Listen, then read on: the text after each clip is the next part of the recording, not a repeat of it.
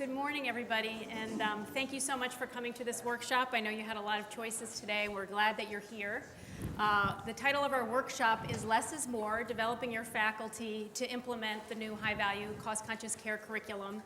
And with me today are Jessica Dine from Penn, Leah Logio from Cornell, and Darylyn Moyer from Temple, and myself from the American College of Physicians. So we're going to take you through a whirlwind tour of the curriculum, and we're going to try to get you involved and engaged in the material as we go along.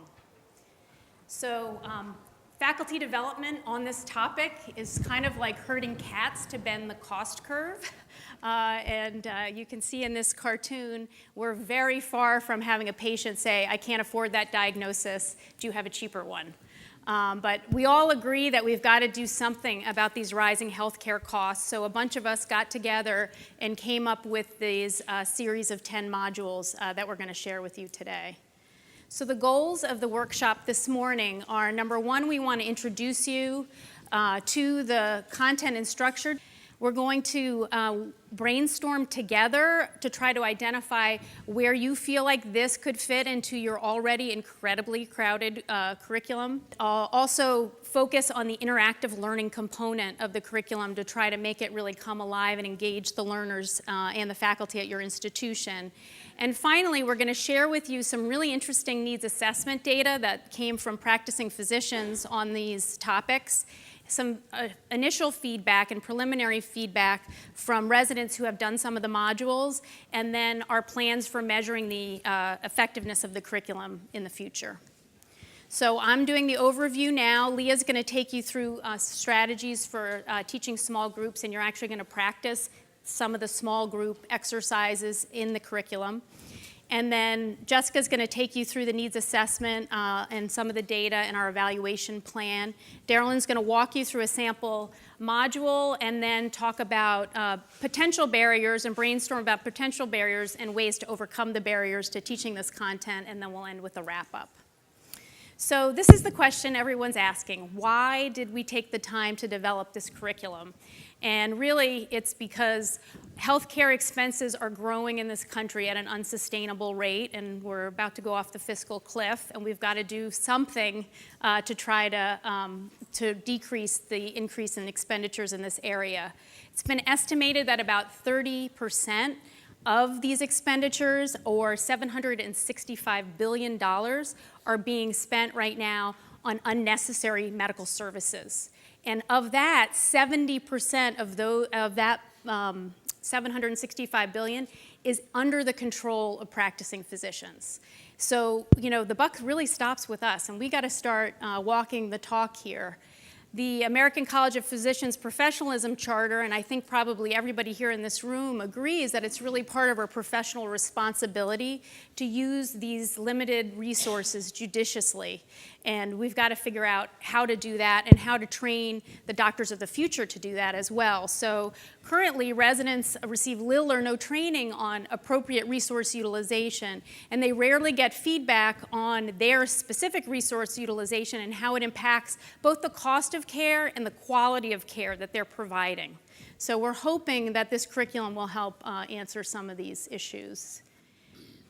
It is a paradigm shift, however, and since the focus of this is on faculty development and how to get your faculty to mobilize around these subjects, you have to just bring this out in the open, because this is a major shift. And even, I have to say, in the course of the year that we spent, or year and a half we spent developing these materials, I found that I was moving along this shift too, where I was trained in a world where more care was always assumed to be better care, and we really want to shift that to this concept that high-value, customized care is better care. And that is definitely a journey that you're going to have to go on with your trainees and your faculty. And you'll see as I go through the modules, the first module really focuses on this concept of healthcare value. And the graph at the bottom of the slide is taken from the Owens article that was published in Annals in 2011, with this concept that the x-axis are healthcare costs and the y-axis are healthcare outcomes, and that if you want to move if you move from A to C, that you're actually getting a better outcome for about the same cost. You don't want to move from C to B because you're spending more money and you're actually getting a worse outcome. So it just gives you sort of a simplified framework for what is healthcare value, because it sounds sort of like a vague term. So in order to get you thinking about this topic, everyone should have a 4x4 table, improved outcome and no improved outcome, and high cost and low cost. What I'd like you to do is just take 5 minutes and see if you can put one thing in each of those boxes. So think about things we do every day, basically any healthcare intervention that you do. So it can be a diagnostic test, it can be a vaccine, it can be lab tests. So who wants to share something? Okay, Manny. Smoking cessation. We wanted to be philosophical. We said a good history and physical. Oh, yes. After the last plenary, that's an important one, right? A good history and physical. Use of aspirin in CAD and cardiovascular and stroke. Again, to be philosophical, we talked about patient education in general and communication. So at first we thought that the hardest one would be high cost and high value, things that spend a lot, but we were able to come up with a few. So one example, putting in AICDs in patients with heart failure as opposed to medical management. Really, it's an example I use referencing the MADE-IT trial. The benchmark of treating patients with hemodialysis, that's an expensive intervention, but we've chosen as a country that it's worthwhile, and so it costs a lot but is valuable as well. We'll do low cost, low value, daily CBCs with stable H&H and normal white counts. Yeah, that's great. Okay, who wants, this is a very important box here, right? Because this is the stuff that we want to get rid of. This is high cost and low value, MRI in the evaluation of most back pains. Right. Certainly in the screening. Right, and that's new, that's pretty new based on some of the stuff. Oh, actually, no, that was the intra-aortic balloon pump that those studies that recently came out. Chemotherapeutics, and you have to be specific, but those are some pretty high-ticket items there. So being careful that you know that the data are there to back it up, and that you can really improve the patient's outcomes by giving them. In the improved outcome, high-cost Herceptin therapy and HER2-positive breast cancer. Yeah. Okay. Awesome. Well, we have some great examples. I love the fact that you guys came up with some examples that I did not when I was doing this. But it's great because now we can take what you did and add it to the module, because that's one of the things about the curriculum is we developed it so that it was a work in progress. We knew it wasn't perfect when we launched it in July, on July 10th, and now you guys just helped us make it better. So thank you for that. These are the areas where we may want to think about focusing our efforts, because the cost is high and there really is clearly no improved outcome. In some cases, there's actually worse outcomes in this area. And these are places where you really want to do your interventions and focus your time and efforts. Really anything that improves the outcome. Part of the point of this table also is just to say it's not just about cost. It's really about doing our best for the patients, kind of like that wheel that Todd put up with the patient care in the middle and everything else is the spokes, and we want to make sure that that message comes across. So what is the curriculum? Many of you said at the beginning of this that you've been online and taken a look at it. I've gotten the feedback that people haven't been able to identify the curriculum overview. So if you're thinking about doing this in your program, start with the curriculum overview. It's a 3-page Word document that goes through some of the stuff I just did, and also gives you a reading list, and then shows you how to approach the modules. They're 10 one-hour modules that have a mix of slide decks, so you can take the slides, you can change them, you can add them, you can reorganize them, and small group activities. So it's 10 hours of curriculum. The last module is a quality improvement, high-value quality improvement project. Each of them also has a facilitator's guide, and everything is built on a simple stepwise framework that we wanted to get the residents to use to make this more practical. So step one is understanding the benefits, harms, and relative costs of the interventions that you're considering offering a patient. So to do the pre-work before you actually offer to the patient, and we provide in the curriculum, it's very practical tools, websites, databases where they can go to quickly plug in their zip code and a test and find out what the average relative cost is in your area of the test. So we try to make step one as easy as possible. And then step two is the process that we did before of taking interventions that are in this no improved outcomes area and just not even putting it on the table when you talk to the patient. So not offering up that MRI for the nonspecific low back pain. And then step three is for those interventions that we didn't talk about in the Think, Pair, Share activity, which are the ones where they're intermediate cost and maybe intermediate benefit. And for those, you have to go to the comparative effectiveness or cost effectiveness literature. Tufts has a really nice website that will help you with those. Step three is a little bit more complex, but I think everybody in the room would agree if we could just get the residents to even do step one and step two, we'd be relatively happy. Step four is also a key step in this process, which is the process of once you come up with what options you want to present to the patient, that you make sure you understand where that patient is coming from, what their values are, and what their major concerns are. And that's really a communication strategy that as we shift from the concept that more care is better care to this concept of customized, prioritized care. So it's not about presenting the patient with a long list of tests you want them to get, but that you know what's important to them and that your recommendations or the plan you come up with really reflects that.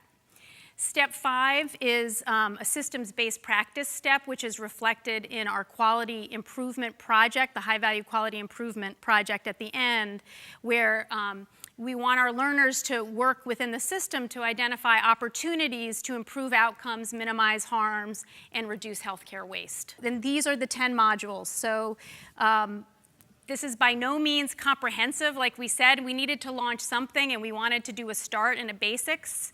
But if you all have ideas about new modules we should develop or additional materials that may help with the modules, one of the projects we want to work on is creating some patient materials that may go along with certain of the modules, particularly the ones like high-value medication prescribing and even biostatistical concepts to know, because patients really need to know this stuff too when you have the conversation with them about screening them for prostate cancer, for instance, or doing mammograms in their 40s. It's really useful to have some patient information materials that you can explain these complicated concepts to them. So this is by no means not comprehensive, but it's the start of our curriculum. So with that, I'm going to turn the microphone over to Leah Logio, who's going to walk you through some of the small group activities. One of the first steps when you actually get onto the curriculum is to download the overview. The overview is this many pages, and it has a tremendous amount of information to sort of frame the curriculum, and then some tools in here that you can use to develop your faculty who are going to help you deliver this content. And they're all meant to be very interactive, very fun activities that you can then use during each of the modules. Each module does have a facilitator's guide, and in that facilitator's guide, there are suggested activities that you can embed in each module. So you don't have to rack your brain and figure out what you have to do. It's already sort of embedded in there. So I'm just going to walk through some of the tools that are in there, and then using Module 1 and Module 2, we're going to break you up into 4 groups and demonstrate the activities while also introducing you to some of the content. So the Think, Pair, Share is what Daisy already did. We got you to think about something, document what you thought by yourself, then share it with someone else, pair up and share it with people, and then share it with the larger group. So a Think, Pair, Share is an easy way to sort of get people to get engaged. You can do it with residents, you can do it with faculty. Some of us are using audience response system. It's another way to engage the learner. It's either through a clicker system, you can do it by raising hands, or card systems. There's lots of ways to do it. You don't actually have to have the clickers anymore because smartphones can do it too. Small group work, you're very familiar with at an APTA meeting. We do a lot of small group work. That's what we'll be doing in a few minutes. Worksheets are places where you actually document some things, and we have some examples embedded in this workshop where you'll see that we've created some worksheets for you to take home or to use and to get your faculty to participate. The wicked question and the talking stick usually go together. The wicked question is to ask a question that there really is no good answer. And if you Google wicked question, you'll get a whole description of what it is, and I encourage you to do it because it's a fabulous tool, especially to engage faculty. When you have complex problems, you actually need to think creatively. And so what a wicked question does is it sort of diametrically opposes two things that don't make sense. So one of my favorite wicked questions is, why is the 21st century healthcare and academic medicine, where the pace is so frenetic, a perfect and fertile environment to provide mentorship? Right? And the concept of a wicked question is that there really isn't a good answer, and you have to start getting rid of your assumptions about both sides of that question and think anew. And what you do with the talking stick is you have a stick. I usually use a pen. Luckily, here the pens are silver, so it's even fancier. But you pass around a pen and you say, for everybody in the group sits in a circle, and it's based on the Navajo Indians, believe it or not. But you have a minute to speak, and you say, the wicked question to me, this is what I'm thinking, and then you pass it along, 1 minute, 1 minute, 1 minute, 1 minute, 1 minute, you go around. And essentially what everyone does is they put their thoughts or reflections or concerns or questions out into the middle. When you get back around to the beginning, you actually give everybody now 2 minutes to sort of look what everybody's sort of thrown into the middle of the table, just in conversation. And everyone sort of gets to reflect on that for 2 minutes and pass the pen around again. Then you put the talking stick away, and you actually generate a conversation that comes up with some novel ideas because people have had to use different parts of their brain. So it's a really great tool to engender some creative juices and faculty engagement because people like to have their minute or two to talk, but then also to reflect on somebody else's experience and information that they've just heard. Pre-session work is if you want to do assignments in advance. And then wikis are other places where you can use technology to help you.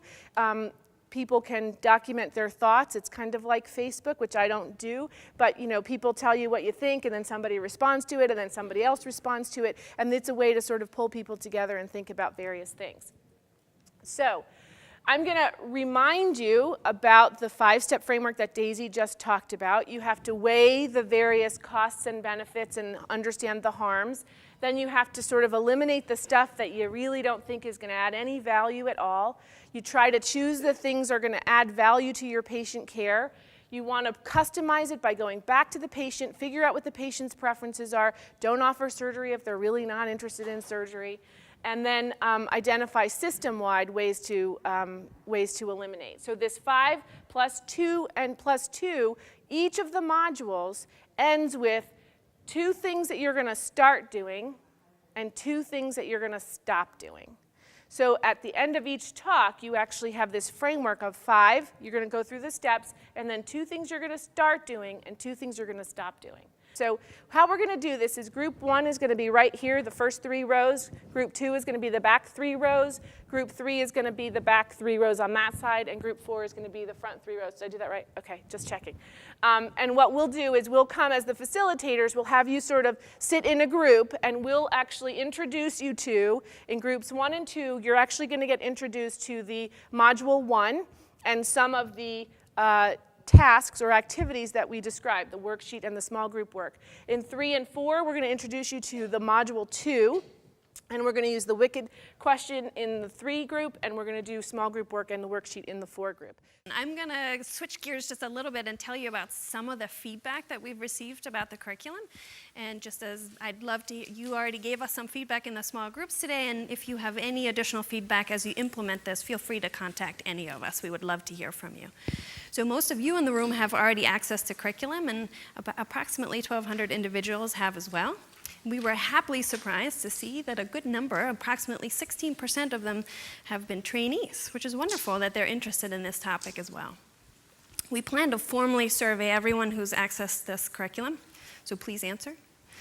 And we're also going to survey residents, program directors, and we're going to follow a sub-score on the internal medicine training exam to see whether or not we'll be effective in what we're actually trying to change. I also, in order to give you guys some preliminary feedback, we posted a survey on the Apton listserv, and a huge number of 19 programs responded. But I still wanted to show it to you because, again, I was so happy to see that the residents are really interested in these topics. You know, faculty liked it too, but really I was surprised that the residents enjoyed it so much. We did get some constructive feedback, and again, please continue to give that to us. For example, some of the institutions told us, you know, it's great that you want us to show hospital bills, but it's not that easy to obtain those at my institution, and maybe it's not that important that the bill actually comes from my institution. Now, when I did this module, my residents loved the fact that it was a bill from Penn. Like, they were like, ooh, we did this. This is our fault. And it started a great discussion. Not the outside hospital. It was us. And so, you know, you'll have to use whatever is, what you think is best for your institution, but we'll start having some bills available for you in the future. We also had some feedbacks from residents. Out of interest of time, I'll just highlight a couple. You know, what we really want to change is how we deliver care, right? We're about patient care. And so I was happy to see that some of these comments really focused on that. So for example, this presentation helped us to know how to cut down on prescription drugs while still providing equally effective drugs. Or this can really help our patients. So that's wonderful. We also asked programs, are you going to measure the effectiveness of the curriculum? Because we obviously would love to do that as well, and I want to do that at our institution. 6 programs said they would. You'll see that this adds up to more than 6 because one program is going to measure a whole bunch of different things. And what the most common is change in resident attitude. So not just about what did you think about this curriculum, but what do you think about these topics? Are you going to start talking about these on rounds? Are you going to change culture? And that's really fits also into resident behavior. Not just what are you ordering, but what are you talking about? What are you doing on rounds? And then one program is going to measure actual changes in resource utilization. The reason we think it's important to measure the effectiveness of the curriculum is because we think there is indeed a true knowledge gap. So the ACP did a needs assessment where they surveyed 4,000 clinically active physicians. 427 of them responded, and they said, yeah, we really do need help. We need help in finding these estimated costs. Where do you get that from? And you know, we know about some of the harms, but potentially not all of the harms of the tests that we're ordering. Where do we go to find that? Once we have that information, how do we balance that against benefits? We get taught in medical school how to balance risks and benefits, but did anyone teach you how to include costs in that conversation? No one taught me how to do that. And then how do you actually discuss that with the patients? And as Daisy alluded, how do you incorporate the patient in that decision making? Many of the physicians said that they believe that the reason they order tests that might be wasteful is for fear of diagnostic uncertainty. I really want to know, right? I don't want to just follow the patient. Another one that came up in our small group session is fear of being sued. There's also a fear that the patient might not come back, so I got to do the testing now because I can't do it later. And one other one that came up is it's faster that way. It takes me longer to do a thorough history and physical than it is to order the echo. So we think there's a real need. I'll just quickly talk about a framework that some of you have seen that participated in the pre-course on Thursday that I think is often used in measuring an educational intervention, and that's Kirkpatrick's hierarchy. And Kirkpatrick came up with 4 descriptors. The first 3 are trainee-specific. The last is a patient outcome to measure whether or not your intervention is effective. So the first one is what we often do. That's a reaction. Well, what do you think? So what do you guys think of those small group sessions today? That's reaction. The next one is learning. So if I were to test my group, after this, don't worry, I won't. What is the charge of a PE protocol CT, right? Did I actually improve your knowledge? The third is behavior. So what are you actually doing? Is my group gonna stop ordering D-dimers when it's not indicated by the Wells criteria for someone with a DVT or PE? The last is by far the most meaningful, but also the most difficult to measure, and that's my impact on the patient. Did I change the patient outcome? Did I change the program outcome, the hospital outcome, society? That's great, right? That's very meaningful, but difficult to measure because you often need a lot of observations in order to prove that your curriculum was actually effective. Medical education researchers say, whenever possible, aim for results, aim for the impact on patients, but if you can't do that, try to really aim at the behavior, because that's a great balance between meaningfulness and feasibility. I was going to have you go through some of this, but I think in order to give Carolyn some time, these are just some examples, and I think I've given you some examples. You could look at mortality, readmission rate. One thing that I just wanted to mention is that the goal of this is also to get residents involved in the QI project, right? So when I did my workshop with my small group sessions, they said, oh my God, a D-dimer is $400? Why do I order a D-dimer every time I get a tumor lysis panel on the oncology service? It never changes what I do, it's always positive. And they started thinking about, well, why are labs bundled together? Which labs should be bundled together? And 2 of them are actually going out and investigating this. So that's another potential outcome that you could follow. I'm going to pass it off to Daryl in the last 15 minutes to give you an overview of an actual module. Thanks, Jess. So we don't delude ourselves that none of us were taught how to do this. And we don't want to be disingenuous. So what we did was we made this easy for you. We prepared facilitators' guides. And the most important guide to access when you go on this curriculum, www.highvaluecarecurriculum.org, is to look at the introductory facilitator's guide. Then there's an introductory PowerPoint, and then the modules will follow. That will help to frame everything for you. And when you work with your faculty, your core faculty, your associate program directors, your clerkship director, that you're trying to do faculty development with, please go to that first. This is the Facilitator's Guide for presentation number 9, which we think should probably be not just barriers, but opportunities to overcome the barriers to implementing a high-value care curriculum. So it essentially is going to be a 2-page guide that is going to walk you through what is contained in the modules, the case. We're going to quickly just look at the low back pain case. There's also a pharyngitis case, a viral pharyngitis where someone comes in demanding antibiotics in module number 9. And here's the actual module. So this is what it looks like, providing high-value, cost-conscious care. We go over the learning objectives to understand what are the barriers and what we can do to overcome the barriers. Think about diagnostic tests. Again, I call it the 4 questions. Why am I getting this test in the big picture of what's going on with this patient to have meaningful impact? What are the known side effects or potential consequences of this test? What are the unintended consequences? And is there a more cost-effective strategy? Practice negotiating a care plan. So here's where, no, you don't need an MRI for that low back pain. No, you don't need a CAT scan for that headache. Talking to your patients, educating them, and coming up with a contract, contracting with them is very important. And then at each of them, we're going to ask you to start doing 2 things and stop doing 2 things. So this is the case that's in module number 9. It's a 45-year-old man with 2 weeks of low back pain with absolutely no red flag symptoms or signs. Nothing on physical. And essentially, the issue is, what would you do for this gentleman? And the question is, does an MRI benefit this gentleman?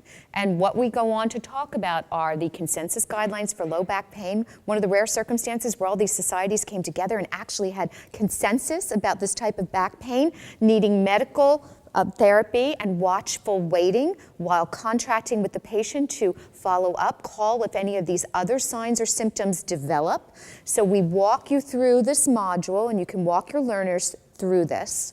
And then essentially what we want them to do, and you can do this as small groups, is to brainstorm about why is it that we can't get to bend the cost curve? And so we just went through a lot of these. Jess just went through a lot of these, and I'm sure you talked about a lot of these in the small groups.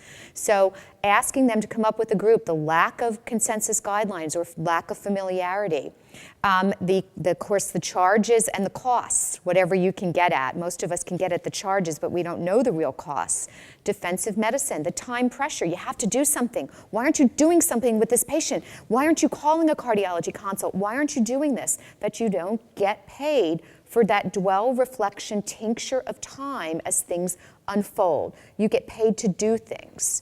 Explaining, taking the time, and why we don't get paid to explain why they don't need things done. Our own discomfort with diagnostic uncertainty, I think, is becoming increasingly prevalent with our younger generation of learners who have less confidence in their history and physical. 80% of the time, you still make the diagnosis with a very good history and physical. What's your local culture? Well, we always do this. We always get a stress test on these patients. Misaligned financial incentives, right? Because you're doing something, or you might have that ownership in that outpatient testing area. Lack of appreciation of harms. What's the patient expecting? All those patient satisfaction surveys that ask the patients, so did you get what you came for from your doctor today? We know the patient can walk down to the next shingle hanging, on the street and demand an MRI, and that doctor will give them the MRI. And then lack of health information technology working together. The fact that you repeat the tests because you can't get access to all the tests that they had at the other institution, at the other doctor's office. So talking to patients about not doing things, patient-centered discussions, taking a little extra time on the front end will save a lot of time on the back end, especially if you have an incidentaloma that you discover, or somebody has an unintended or has a side effect of the test that you ordered. Explain your reason and make sure that they know that you're being patient-centric, you're contracting with them. Please call me. Here's what I want you to look out for. If anything happens, please let me know, and check in with me within a week or two to let me know that you're getting better. So we also work through in this module what's the average charge for an MRI of the lumbar spine. At my place, it's around $6,000. I don't know what it's at your place. And then the action plan. What are you going to start doing? Following high-quality guidelines, taking the time to explain patients, which only takes a couple of minutes, and patients are really grateful when you do it, but it's hard when you're pressured in the office and you have 5 or 6 people waiting to see you in the next hour. Stop ordering more tests and treatments to protect yourself from malpractice suits. Again, easier said than done sometimes, but if we all start to work together in the big house of medicine, we'll get there. Giving the patients what they think they need when there is no evidence for patient benefit. So what we wanted you to just talk about in the last part is, how are you going to implement this in your program? I mean, I can tell you what we're trying to do. We have a block schedule. We have a 4+1. So on our 1 week of ambulatory block time for our residents, we have embedded didactic time. We're going to take a block of that time in the spring and actually deliver this as a unit in our embedded didactic time. But we have to train our faculty first. So we just wanted you to all, I'm going to hand it back over to Daisy, who's going to wrap us up to brainstorm and think maybe about how you want to integrate this with all that extra time you have on your hands and all those few things that you have to teach patients, how you're going to do this at your own home program. If we want to move forward, we have to learn from other places. I think a lot of you may have seen that the editorial in the New England Journal of Medicine about, we don't want to be like Kodak. We don't want to be making film and all we're talking about is healthcare, where we really need to be talking about promoting health. Not in the healthcare business. It's only that 10% of people who have a diagnosis are sick. How can we encourage our patients to change their behavior and their expectations? So a big portion of this is communication skills, and we will have videos training physicians to talk to patients about not doing things. So that will be, we're shooting them at the end of the month, but that will be another enhancement to the curriculum, and as soon as they're done, we'll load them up on the website. So the website, again, is highvaluecarecurriculum.org.